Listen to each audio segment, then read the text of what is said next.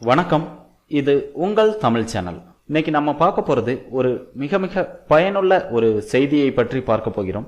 500 மற்றும் 1000 ரூபாய் நோட்டுகள் செல்லாது அப்படின்னு அறிவிச்ச உடனே எல்லோருக்குமே ஒரு பயம் வந்துருச்சு. நம்ம கையில 50,000மோ 1 லட்சமோ இல்ல திடீர்னு நம்ம கல்யாணத்துக்காக சேர்த்து வைத்த ஒரு 2-3 லட்சங்கள் இப்படி வருட கணக்கில் நம்ம சேர்த்து வச்சவங்க அக்கௌண்ட்ல போடாம கையிலேயே வச்சிருந்திருப்பாங்க. இதெல்லாம் நம்ம பேங்க்ல போய் கட்டுனா நம்மளுடைய பணம் போயிடுமோ அப்படின்னு ரொம்பவே பயந்து போய் இருக்கிறாங்க.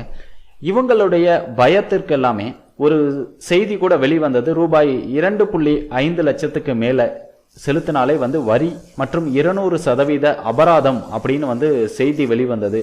இதுல பலருக்கும் வந்த சந்தேகம், 200% அபராதம் அப்படின்னாலே நம்மளுடைய கட்ட போற பணத்தையே தாண்டிடுமோ அப்படின்னு எல்லாருமே நினைச்சிட்டு இருந்தாங்க. ஆனா அதுல அந்த செய்தியை அவங்க ஒரு கொஞ்சம் விளக்கமா வெளியிட்டிருக்கலாம். அதை நான் உங்களுக்காக விளக்கி சொல்லணும் அப்படிங்கிறதுக்காக தான் இந்த செய்தி. இதை நம்ம உதயகுமார் நண்பர் அவர்கள் முகநூல்ல இதை ரொம்ப தெளிவா விளக்கி இருந்தாரு. அதை பத்தி தான் நம்ம இதுல பார்க்க போறோம். அதாவது 2.5 லட்சத்துக்கு மேல போச்சினாலே ஆண்டு வருமானம் தனிநபர் வருமான உச்ச வரம்புக்கு மேல போகுது. அதனால அந்த பணத்துக்கு அவங்க கண்டிப்பா வரி செலுத்தணும்.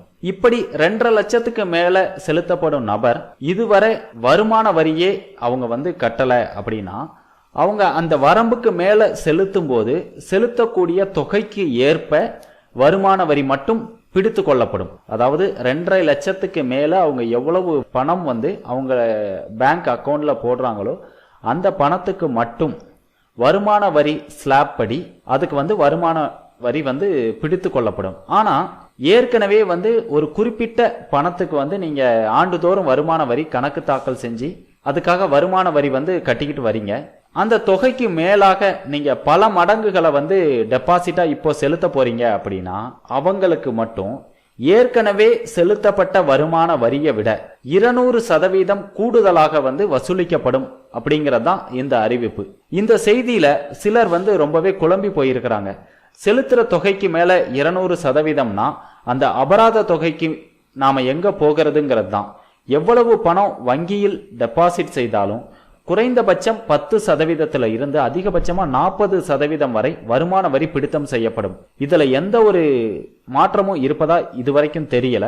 இந்த அறிவிப்பு வந்ததுல இருந்து 2.5 லட்சத்துல இருந்து கோடி கணக்குல வச்சிருக்கிற பணத்தை கொண்டு போய் டெபாசிட் பண்ணணும்னு நினைச்சவங்களும் பயந்து போய் பண்ணாம இருக்கிறாங்க. ஏதாவது குழப்பங்கள் இருந்தது அப்படின்னா பொருளாதார வல்லுநர்களை ஆடிட்டர்களை கேட்டு தெரிந்து தெளிவு பெறுவது நல்லது. அதே போல அரசுகளால் வங்கிகளால் அறிவிக்கப்படும் அறிவிப்புகளும் பொதுமக்கள் புரிந்து கொள்ளும் வகையில் மிக தெளிவாக வெளியிட வேண்டும் என்பதை இதன் மூலம் கோரிக்கை வைக்கிறோம் என்ற இந்த செய்தியை மக்களுக்கு புரியும் வகையில் மிக தெளிவாக நண்பர் உதயகுமார் அவர்கள் முகநூலில் பகிர்ந்திருந்தார். அது மட்டும் இல்ல, குறைந்தபட்சம் 2.5 லட்சம் வரைக்கும் நீங்க டெபாசிட் பண்ணணும் அப்படின்னா அதுக்கு எந்த ஒரு அமௌண்ட்டும் கட்ட தேவையில்ல. அதுக்கு டாக்ஸ் அப்படிங்கிறது கிடையாது. நீங்க 2.5 லட்சத்துக்கு மேல எவ்வளவு பணம் கட்டுறீங்க அப்படின்னா, அதாவது நீங்க டாக்ஸ் கட்டிக்கிட்டு இருந்து கட்டாம இருந்தீங்க அப்படின்னா உங்களுக்கு 200% பெனால்டி டாக்ஸ் போடுவாங்க. இப்போ நீங்க 5 லட்சம் ரூபாய் நீங்க கட்ட போறீங்க அப்படின்னா அதுக்கு 2.5 லட்சத்துக்கு எந்த ஒரு டாக்ஸுமே கிடையாது. அதுக்கப்புறம் உள்ள 2.5 லட்சத்துக்கு 10% டாக்ஸ் அப்படிங்கறதுல 25,000 போடுவாங்க. அது போக 200% பெனால்டி டாக்ஸ் 50,000 ரூபாய் போடுவாங்க. இப்போ 50 + 25 75,000 உங்களுக்கு டாக்ஸா வரும். அதே மாதிரி 10 லட்சம் ரூபாய் நீங்க கட்ட போறீங்க அப்படின்னா 2.5 லட்சத்துக்கு டாக்ஸ் கிடையாது.